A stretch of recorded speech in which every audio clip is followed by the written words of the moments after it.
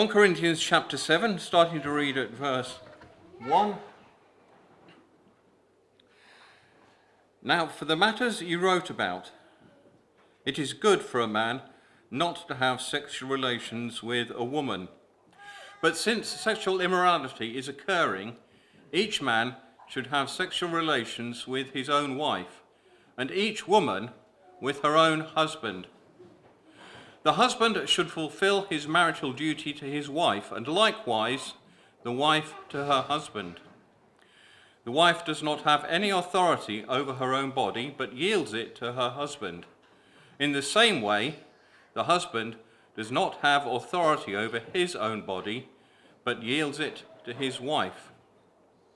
Do not deprive each other, except perhaps by mutual consent, and for a time, so that you may devote yourselves to prayer. Then come together again, so that Satan will not tempt you because of your lack of self-control. I say this as a concession, not as a command. I wish that all of you were as I am, but each of you has his own gift from God. One has this gift, another has that. Now to the unmarried and the widows I say, it is good for them to stay unmarried, as I do. But if they cannot control themselves, they should marry, for it is better to marry than to burn with passion. To the married I give this command, not I, but the Lord. A wife must not separate from her husband, but if she does, she must remain unmarried or else be reconciled to her husband, and a husband must not divorce his wife. To the rest I say, I, not the Lord, if any brother has a wife who is not a believer, and she is willing to live with him, he must not divorce her. And if a woman has a husband who is not a believer, and he is willing to live with her, she must not divorce him. For the unbelieving husband has been sanctified through his wife, and the unbelieving wife has been sanctified through her believing husband. Otherwise your children would be unclean, but as it is, they are holy. But if the unbeliever leaves, let it be so. The brother or sister is not bound in such circumstances. God has called us to live in peace. How do you know, wife, whether you will not save your husband? Or how do you know, husband, whether you will save your wife? Nevertheless, each person should live as a believer in whatever situation the Lord has assigned to them. Just as God has called them, this is the rule I lay down in all the churches. Was a man already circumcised when he was called? He should not become uncircumcised. Was a man uncircumcised when he was called? He should not be circumcised. Circumcision is nothing, and uncircumcision is nothing. Keeping God's commands is what counts. Each person should remain in the situation they were when God called them. Were you a slave when you were called? Do not let it trouble you. Although, if you can gain your freedom, do so. For the one who was a slave when called to faith in the Lord is the Lord's freed person. Similarly, the one who was freed when called is Christ's slave. You were bought at a price. Do not become slaves of human beings. Brothers and sisters, each person, as responsible to God, should remain in the situation they were when God called them. Now, about virgins, I have no command from the Lord, but I give a judgment as one who by the Lord's mercy is trustworthy. Because of the present crisis, I think that it is good for a man to remain as he is. Are you pledged to a woman? Do not seek to be released. Are you free from such a commitment? Do not look for a wife. But if you do marry, you have not sinned. And if a virgin marries, she has not sinned. But those who marry will face many troubles in this life, and I want to spare you this. What I mean, brothers and sisters, is that time is short. From now on, those who have wives should live as if they do not, those who mourn as if they did not, those who are happy as if they were not, those who buy something as if it were not theirs to keep, those who use the things of the world as if not engrossed in them. For this world, in its present form, is passing away. I would like you to be free from concern. An unmarried man is concerned about the Lord's affairs, how he can please the Lord. But a married man is concerned about the affairs of this world, how he can please his wife, and his interests are divided. An unmarried woman or virgin is concerned about the Lord's affairs. Her aim is to be devoted to the Lord in both body and spirit. But a married woman is concerned about the affairs of this world, how she can please her husband. I am saying this for your own good, not to restrict you, but that you may live in a right way in undivided devotion to the Lord. If anyone is worried that he might not be acting honourably towards the virgin he is engaged to, and if his passions are too strong and he feels he ought to marry, he should do as he wants. He is not sinning. They should get married. But the man who has settled the matter in his own mind, who is under no compulsion but has control over his own will, and who has made up his mind not to marry the virgin, this man does the right thing. So then, he who marries the virgin does right, but he who does not marry her does better. A woman is bound to her husband as long as he lives. But if her husband dies, she is free to marry anyone she wishes, but he must belong to the Lord. In my judgment, she is happier if she stays as she is, and I think that I too have the Spirit of God.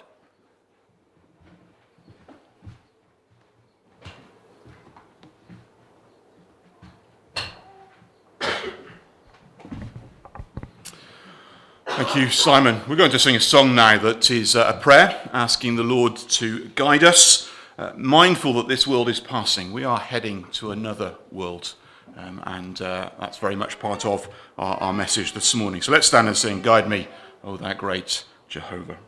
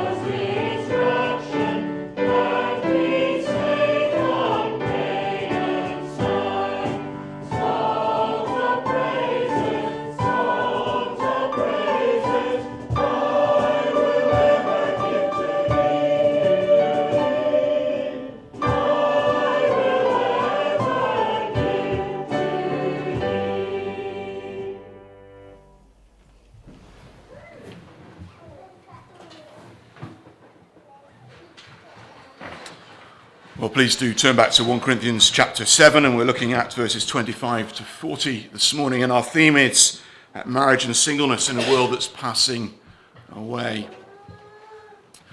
I was watching Country File sometime in the week. I am an armchair farmer, and there was a very poignant part in Country File this week where a lady who was picking strawberries was sad. That doesn't make sense, does it? How can you be sad when you're picking strawberries? She was sad because she was picking strawberries in the UK and her family were back in the Ukraine. Her family didn't have enough to survive on. She has come to the UK to earn for her family. And yet there is great danger in the Ukraine. And she is torn. And so this poor woman was too emotional to be able to answer all the questions that were asked of her, as daily she's watching on the phone little videos to be able to talk to her family. Strong family ties in a time of conflict with a greater cause in mind. And all those are themes that are relevant for the Christian as we think about life in this world, and particularly in 1 Corinthians 7 about married life.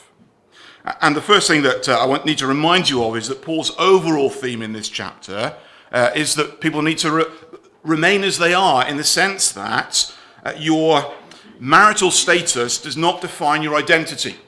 There is not a particular marital status that makes you more right with Christ, more holy, a better Christian. Actually, when you become a Christian, you are quite okay to remain as you are, is Paul's argument in 1 Corinthians 7. And the reason he's arguing that, if you look back to verse 1, is that some very so-called spiritual people in Corinth have been arguing that for the Christian, no sex is the most holy option.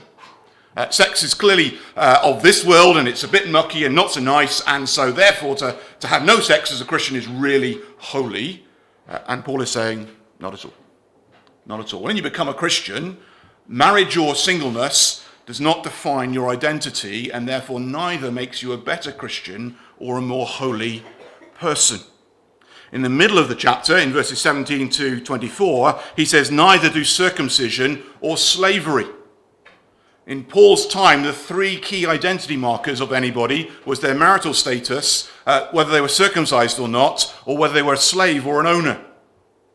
Those were the things that said who you were. And Paul says when you're a Christian, actually, none of those matter. None of those define you.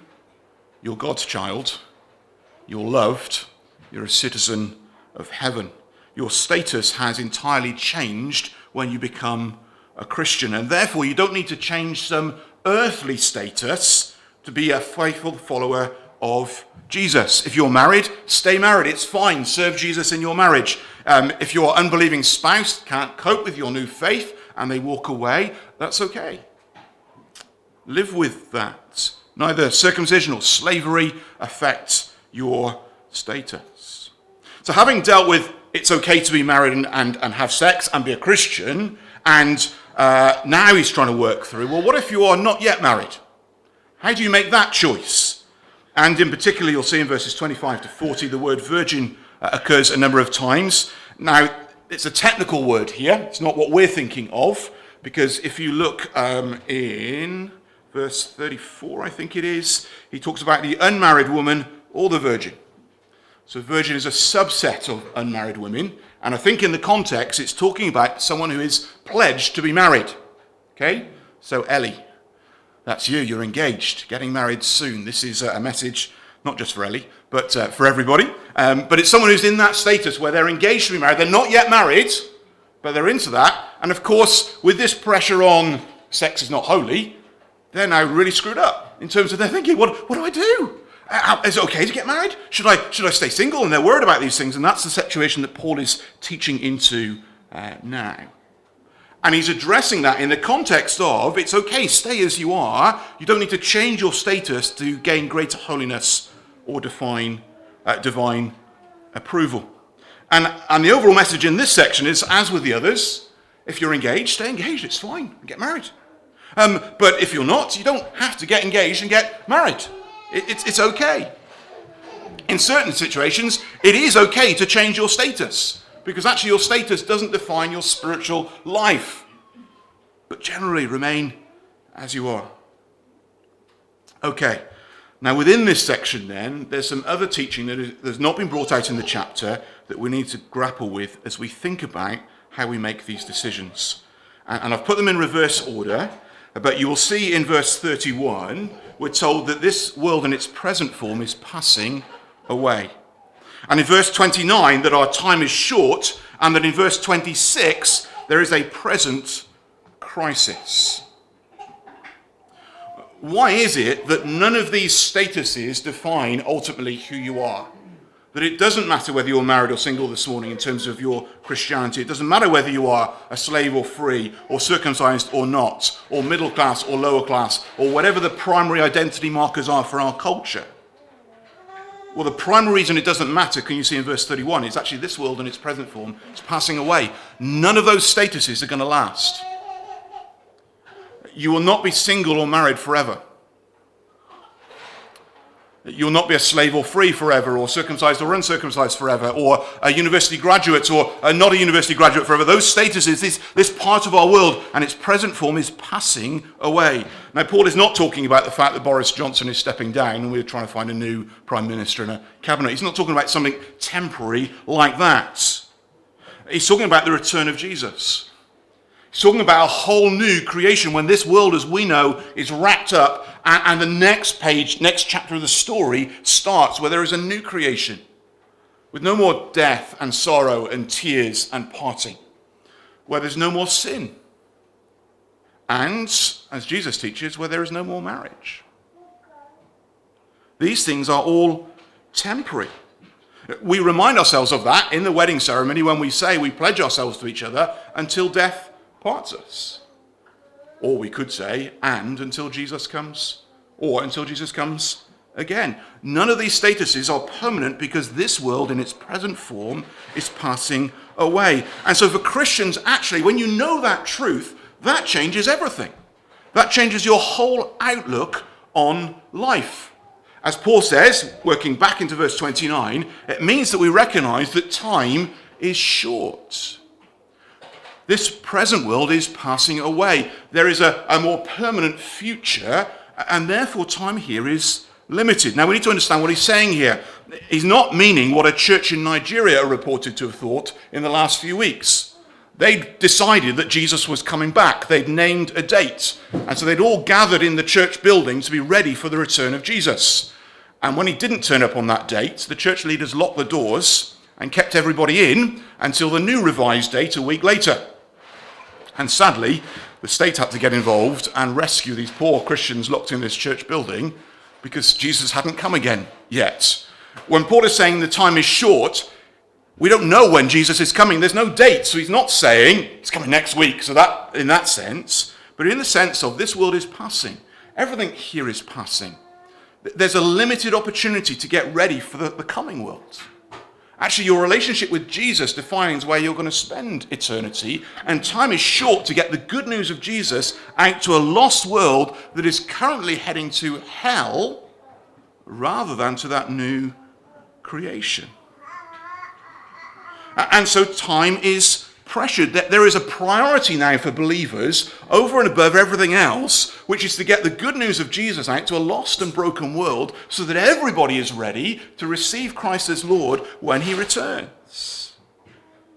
So that this world in its present form is passing away. Time is short. We've got a new priority. But also then, Paul says in verse 26, there's a present crisis. Now, he's writing that in Corinth.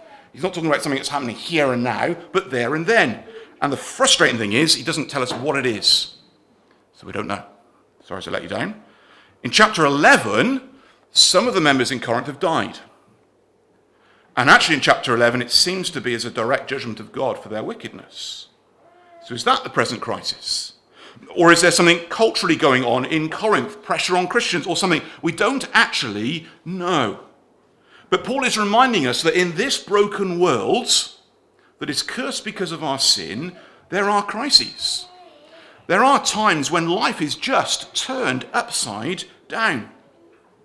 There are floods and famines and earthquakes. There are wars and economic crises and climate change. Goodness knows how are we going to cope when the temperature goes over 26 over the next 2 days. I mean, it's just a disaster, isn't it? Sorry, I'm being frivolous. I've got people on Facebook writing and saying it's 40 here. What's your problem? Actually, some parts of the world it really is serious, isn't it, with the climate change? And what Paul is saying is, because of those three things, there is a new world coming. Time is short to get ready for it. And actually in this world, there are lots of trials and difficulties. That affects our choices about our relationships. And can you see in verse 28, particularly, he says, married couples will face many trials. The trials in some ways are heightened when you are married. Think about the situation in Ukraine.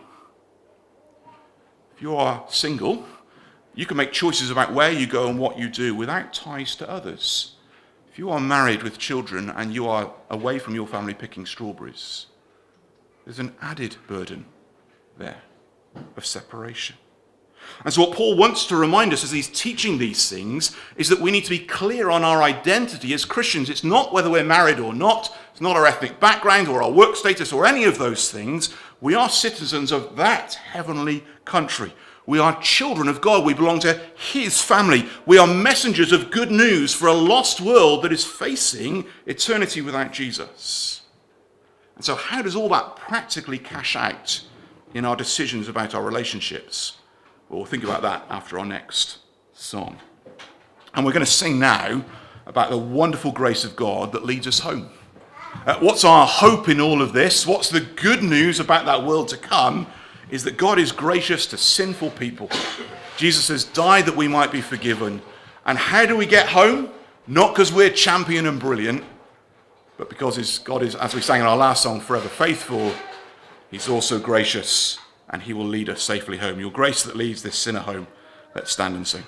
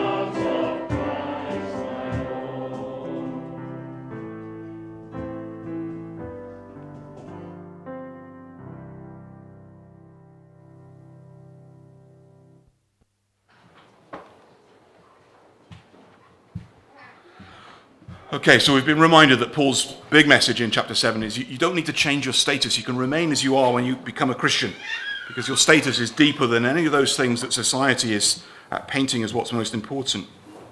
Secondly, we're living in a world that is passing away in its current form. Jesus is coming again to bring a new creation. Time is short. We've got a message to get out. But also there are times of crisis.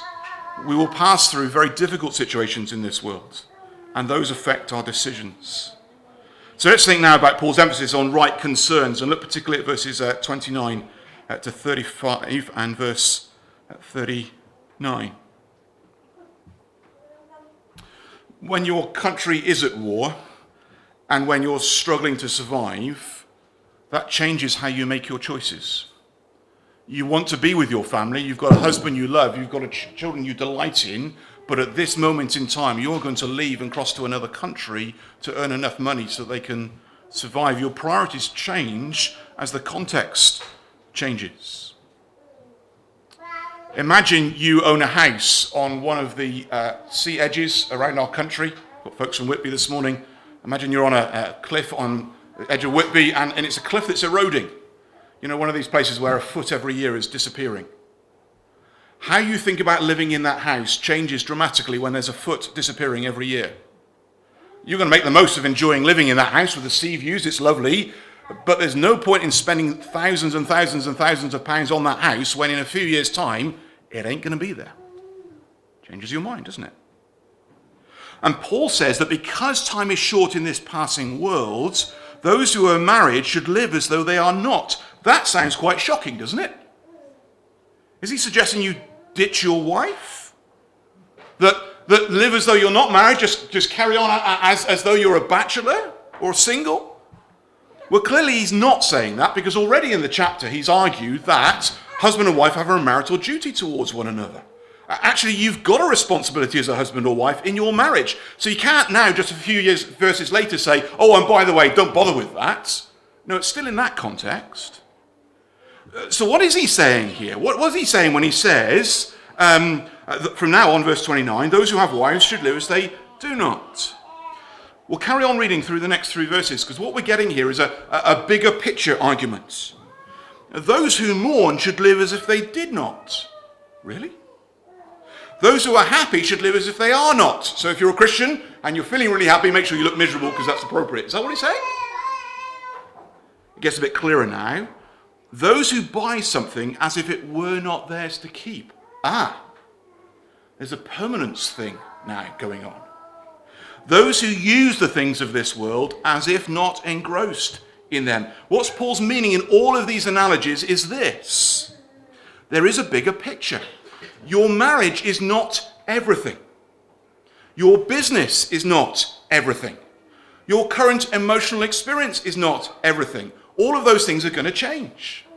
So don't live as though they define everything for you. That's what Paul is arguing here. And so if you are a person of business using the resources of this world, don't be so engrossed in them that you forget there's a world to come and there's a gospel to get out. And in the same way, in marriage, Paul is arguing at that very thing. If you are married, great, that's fine, but live for the greater cause. Don't forget, there are present crises where sometimes actually married couples need to be in separate countries for the current crisis. And don't forget, as married couples, that your primary job, in a sense, is to get the good news of the gospel out. And don't forget, as married couples, you won't be married forever. This world is temporary. And that affects then mourning. We go through times of mourning. There is real grief. And it's okay to grieve. Paul writes in Romans about rejoice with those who rejoice and mourn with those who mourn, weep with those who weep. It's fine to do those things, but don't forget they come in the bigger picture of things. This world is temporary. Mourn now, but know there is coming a day when all tears will be wiped away. Be happy in temporary things now, but realize there is a deeper joy coming in permanence. Buy things now. But don't forget that you won't be taking any of those to glory. That's what Paul is saying in these verses. So when it comes to getting married, Paul says in verses 32 to 35, understand how that affects your priorities. And actually it makes it more difficult when you get married, is Paul's argument. Now, he's writing because he wants them to be free from concern. The false teachers, those who are sending this message that sex is all bad, have got everybody worried. Paul is saying, I don't want you to be worried about these things. I don't want you to be concerned, but you do need to understand the choices you're making. If you get married, you will become a divided person in your loyalties, is the argument of Paul. Can you see in verse 35? If you are single, you are undivided in your devotion to the Lord. Your priority in life is to serve the Lord, and that's what you've got to worry about.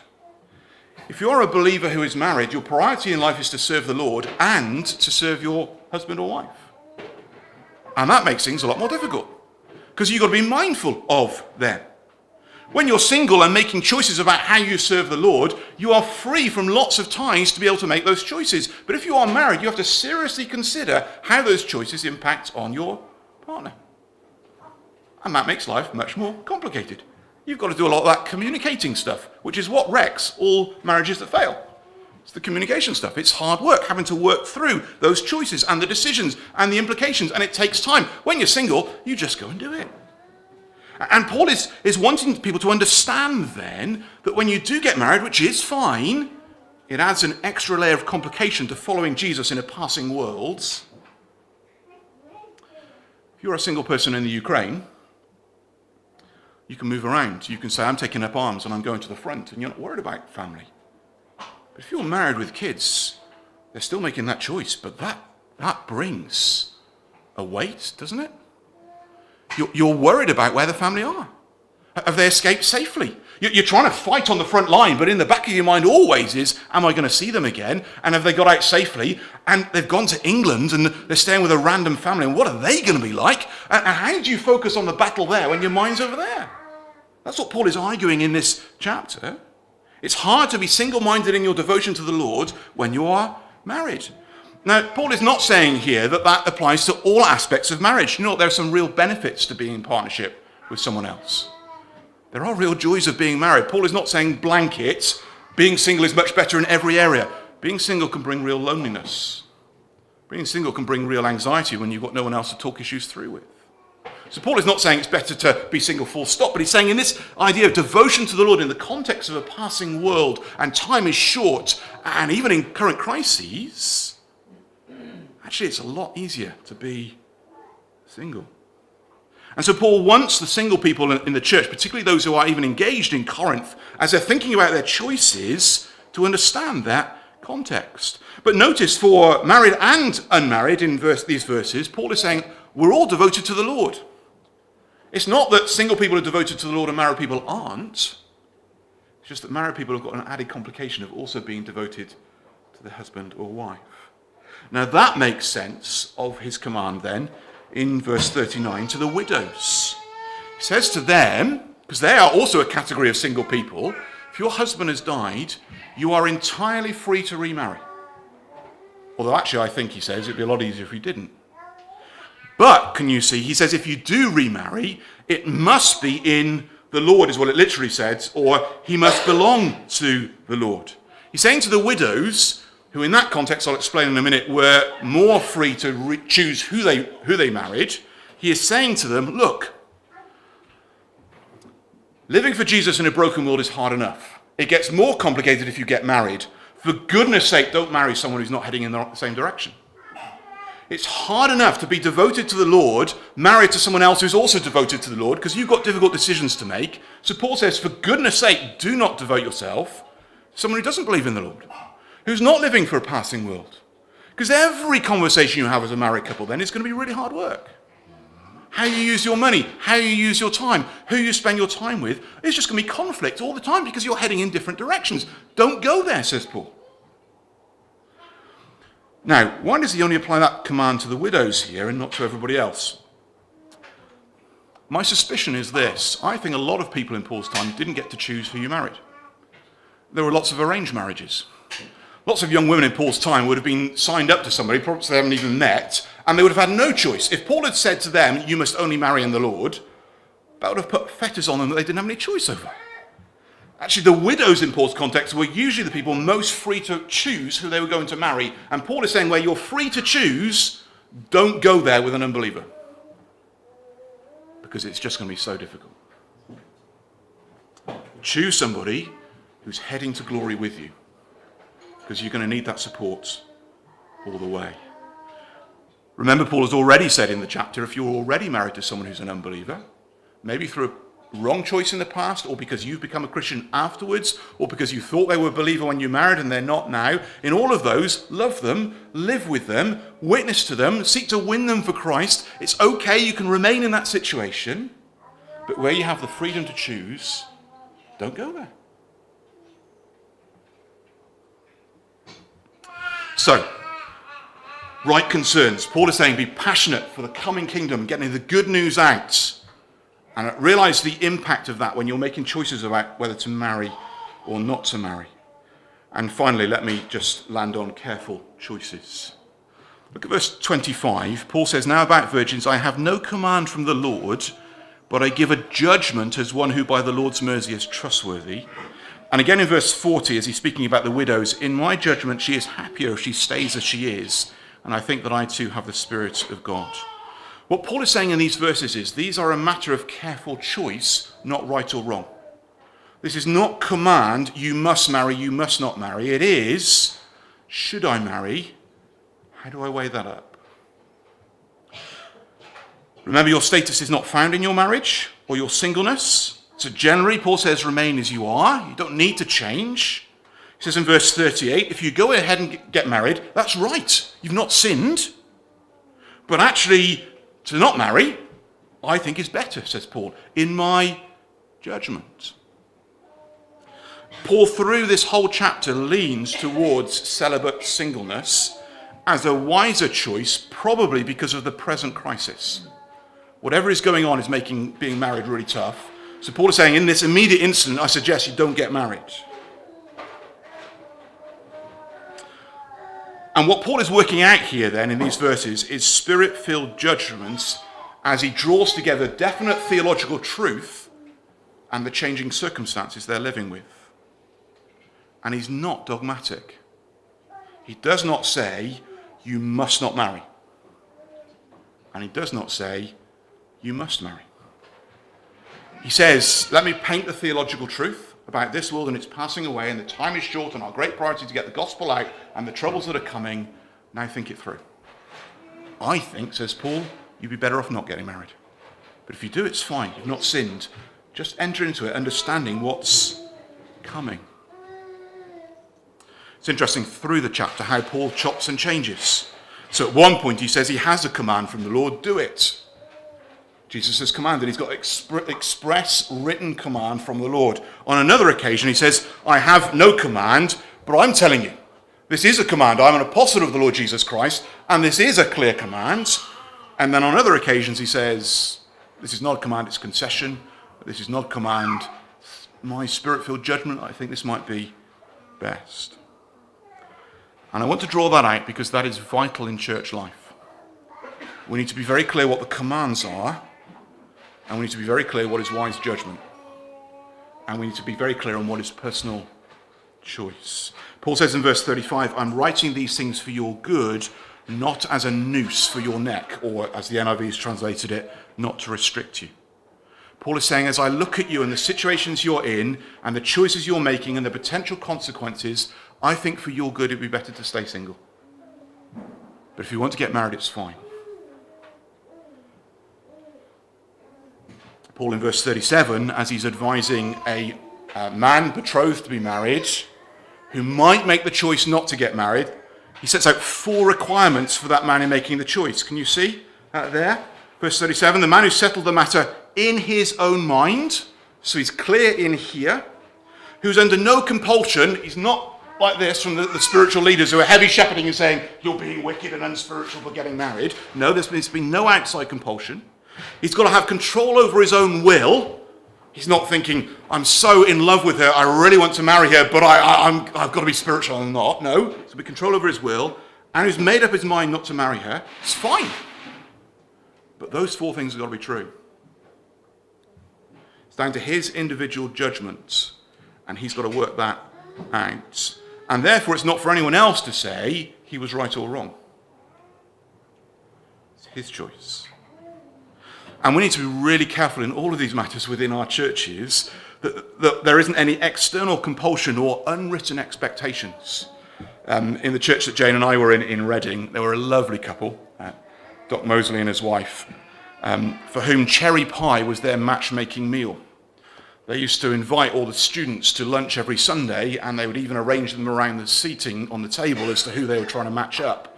They had a great love for the students. They knew that marriage was good. They were blessed in their marriage. They wanted to share that with others. But there was this almost unwritten expectation that if you went to theirs for lunch, that you ought to get married. And we can be very subtle in the messages in church that single people are somehow less godly and that marriage is right. Actually, Paul says here, single people may have more opportunities to be single-minded in their devotion to the Lord than married couples. And so we've got to be very careful. The reality is that the majority of any church family are likely to be single. And so particularly in our current situation in our society with the sexual and gender identity crisis, where we are calling all people to follow Jesus, where sex is a good thing but only for marriage between a man and a wife, actually there are going to be an awful lot of single people in church trying to live a celibate life. And we've got to make sure then as a church family we are welcoming, we are understanding of other people's decisions, that there isn't a moral pressure or compulsion to make one choice or another, and that actually, for us as married couples here, we remember that actually our primary identity is part of God's family. And that our gospel community here kicks into a new gear when we understand these complexities. That while nuclear family is really important, I have to love my wife as Christ loved the church, and I need to bring my children up in the teaching and training of the Lord. That's massively important. But not to the exclusion of the fact that there will be people here on a Sunday who are part of our church family who are on their own. And I need to have an open home to others who need to be part of this church family. And I need to think about my diary time that is given to others outside of my nuclear family. And I need to think about my finance, that it's not all spent on my house and my family. And I need to think about who I have my meals with and our hospitality. Can you see, actually, because of our identity in Christ, because we're all heading home to glory together, where none of us will be married, because the time is short and we've got to get the gospel out, because life in this world is brutal and we need to look after each other, actually my marital status becomes a lot less important in making sure that we travel together on this journey. We must not forget that our primary identity is in Jesus. And we need to be very careful about wrong dogmatism. That you must do this in any setting in church, unless there's a clear command.